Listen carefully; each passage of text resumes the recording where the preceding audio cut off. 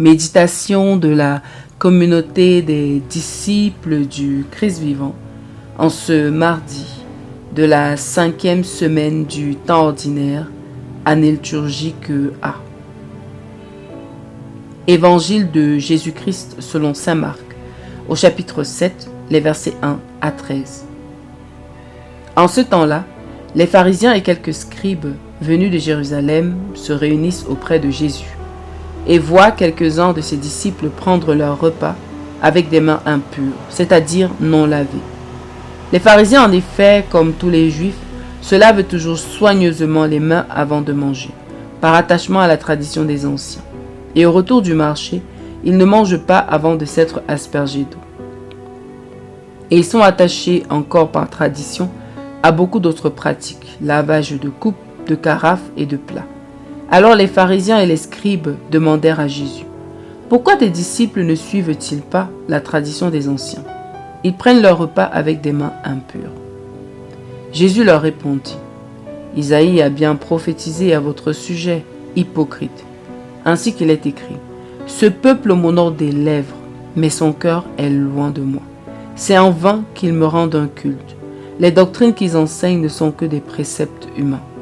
Vous aussi, vous laissez de côté le commandement de Dieu pour vous attacher à la tradition des hommes. » Il leur disait: « Vous rejetez bel et bien le commandement de Dieu pour établir votre tradition. En effet, Moïse a dit: Honore ton père et ta mère, et encore, celui qui maudit son père ou sa mère sera mis à mort. Mais vous, vous dites: Supposons qu'un homme déclare à son père ou à sa mère: Les ressources qui m'auraient permis de t'aider sont korban, c'est-à-dire dons réservés à Dieu. Alors vous ne l'autorisez plus à faire quoi que ce soit pour son père ou sa mère. Vous annulez ainsi la parole de Dieu par la tradition que vous transmettez. Et vous faites beaucoup de choses du même genre. Acclamons la parole de Dieu. Méditation. Bien-aimés dans le Seigneur, que la grâce de notre Seigneur Jésus-Christ abonde dans chacune de nos vies. La parole de Dieu est toujours une source de lumière et de grâce. Ce matin, elle vient nous éclairer sur notre rapport aux traditions. Jésus nous pousse à méditer sur chaque tradition qui nous est proposée, afin de toujours faire le choix de l'amour de Dieu et du prochain. En effet, les pharisiens et les scribes qui sont avec Jésus s'offusquent du fait que ses disciples ne prennent pas leur repas sans se laver les mains, sans tenir compte de la tradition des anciens qui l'obligent. Le Seigneur saisit cette occasion pour les exhorter sur leur rapport à la tradition. En effet, certaines traditions poussent les hommes à affamer leurs parents et leurs familiers sous prétexte d'honorer Dieu. Or, qu'est-ce qui honore vraiment le Seigneur? N'est-ce pas l'amour que nous manifestons envers nos proches, le soin et l'attention, la compassion et la miséricorde, plutôt que d'apporter des tonnes d'offrandes à l'autel de Dieu en faisant le contraire pour ceux qui nous entourent? Dans beaucoup de pays dans le monde, beaucoup négligent leurs proches de leur vivant. Ils négligent les personnes âgées, n'en prennent pas soin, ne leur rendent pas visite, ne les soignent pas, ne leur parlent pas. Beaucoup ont des relations détériorées avec des frères et des sœurs, entretiennent la rancune, la vengeance, la méchanceté.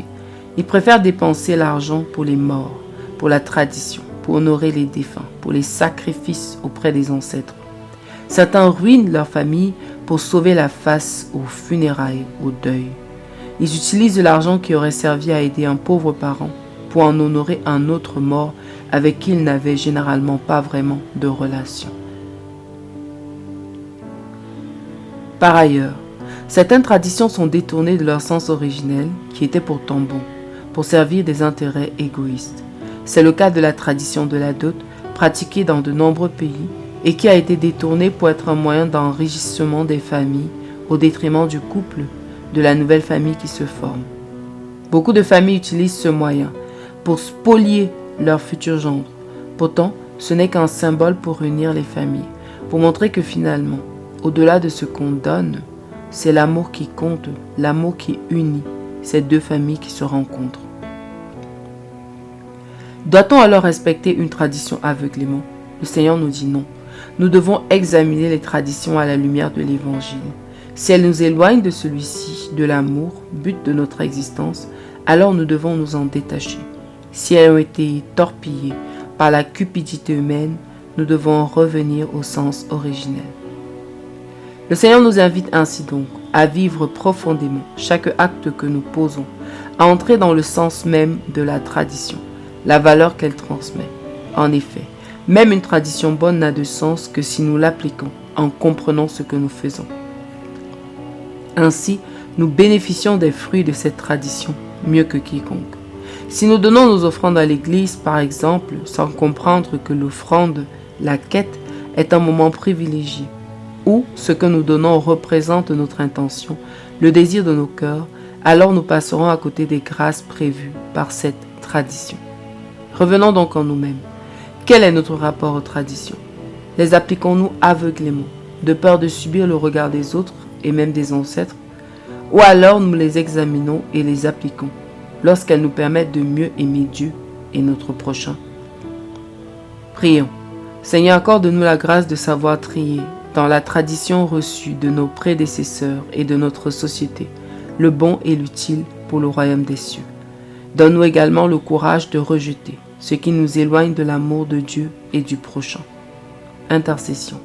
Prions pour tous ceux qui sont gardiens des traditions, qu'ils sachent en transmettre les valeurs profondes et aussi aient le courage de réviser celles qui ne mettent pas l'homme debout. Maman Marie, prie pour nous. Exercice spirituel. Faisons un acte de tradition de l'Église aujourd'hui en vivant son sens profond, l'adoration, l'offrande. Ou alors préparons-nous à bien vivre le mercredi des cendres à venir dans son sens le plus profond, de nous préparer à la conversion.